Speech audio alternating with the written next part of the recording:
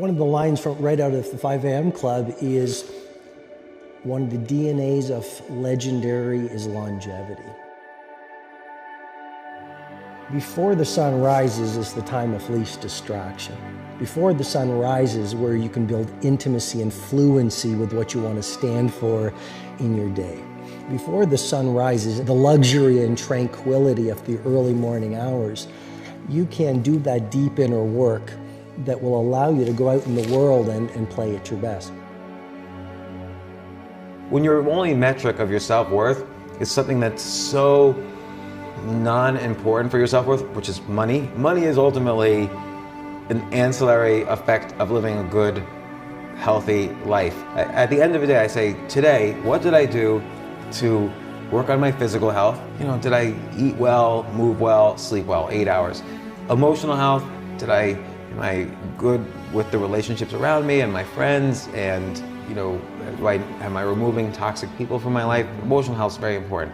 And then creative health, I exercise what I call the idea muscle. So I take a pad and I write 10 ideas down every single day. And for me, like the minute I feel some sort of anger, some sort of jealousy, some sort of frustration, most of the time I go, oh, you're getting mad, that's your ego. You're getting emotional about this. Take a step back and listen to what the other person's saying. Take a step back and try and see it from their perspective. Take a step back and try and understand what they're trying to say. It's not just out of their comfort zones. It's to change your reality. Okay, your reality is different than my reality, and your followers' realities are all different. But it's to change your reality and to make yourself accountable. That's not just getting outside your comfort zone, making yourself accountable. Okay, not just accountable, not accountable to somebody else, accountable to you, me, yourself, because that's the ultimate. Ultimately, that's the only person you should be accountable to, is yourself. And we grow up that we don't hold ourselves accountable enough. We just don't. We've learned to come up with reasons why we can't do this, reasons why it's okay not to do this, reasons why you didn't follow up on time, reasons why I told the guy I'd get back to him by Wednesday, it's now Friday. One should never confuse kindness with weakness, ever. Because just because a person's kind or wonderful or loving or patient or tolerant doesn't mean their cup not runneth over. That what I'm trying to do is keep a boat floating and they're trying to sink it. I have no tolerance for that. So you can keep your sentient, if you will, concepts about yourself, but at the same time you have to be strong enough to, otherwise you will fold. What we are is just an aggregation of what we choose to value in this world. If I value money more than anything else, that will come to define me through my actions, my behaviors, what I invest my time and attention into. If I value family, that will define who I am, because everything else will flow from that.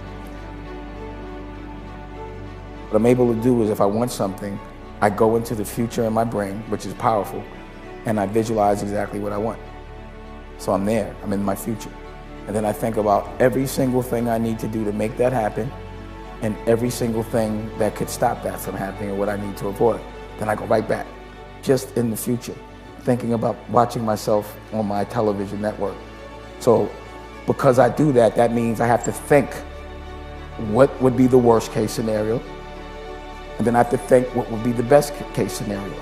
And then I eliminate every single thing that I think could happen, which I call art detecting. Similar to when we talked about trust and building trust and giving trust, if I want to gain the ability to influence you, well then what I have to do is give you the ability to influence me. The more I allow you to influence me, the more open your mind gets for me to influence you. So that's what I'm gonna do. I'm gonna allow you to influence me, and the more I allow that to happen, the more influence I'm gonna have. So when you wanna earn respect, give respect. When you wanna earn influence, give influence. When you wanna earn trust, give trust. All those three are related. I just fixed my mind to just say, like, what's for me is for me. No one can take it from me. And what's for someone else is from someone else, for someone else, and I can't take it from them. And in terms of the grief of the frustration of certain things not working out or not being fair, I just fixed my mind to say, okay, so sometimes these things aren't fair, and I have a choice. I can be mad, I can be upset, I can be hurt, I could be, jilted and have a chip on my shoulder, or I can choose to say, let me just do what I can do to change things for the little girl behind me. Let me continue to push forward and be very thankful and happy for the things that I do get a chance to do. So you can inspire people and all that energy is focused on one thing that they can visualize in their head, then it becomes a tangible reality. And I know that to be a fact because it's happened. It's a fact for me. So I continue to do that. I know that anything I can imagine, I can make happen. So I am really careful about how small my thoughts are because I don't feel like wasting time in a 24-hour day making this much. And I can spend the same amount of time with the same amount of energy if I architect it right at this much. And with this much, I can help so many more people that I love. I mean, good habits are hard to come by. But what's even harder to come by are people that have good habits that you can be around. That's even tougher because you are, as I've said before, you are the average of the 5 people that you spent the most time with growing up. Show me your friends now and I'll show you your future.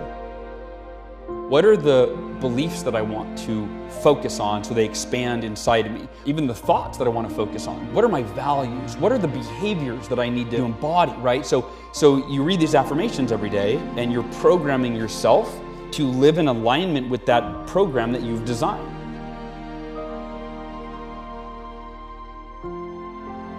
Understanding why. That's why I think therapy is so freaking powerful. It's not that time that you sit in the chair with someone and cry about all the things. It's that moment where you're like, oh my gosh, that's why. If you know why, you can learn how to navigate around something. But I think if you don't know the core of the problem, you can't move past it.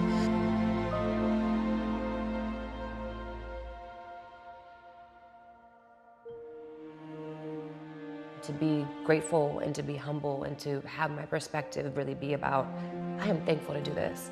This is exciting.